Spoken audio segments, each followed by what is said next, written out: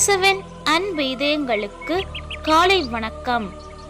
இந்த நாள் உங்களுக்கு ஆசீர்வாதமாக அமைய வாழ்த்துக்கள். இப்புதிய நாளுக்கான ஆசீர்வாத இறைவசனம் எசாயா அதிகாரம் 54 இறை வார்த்தை 13.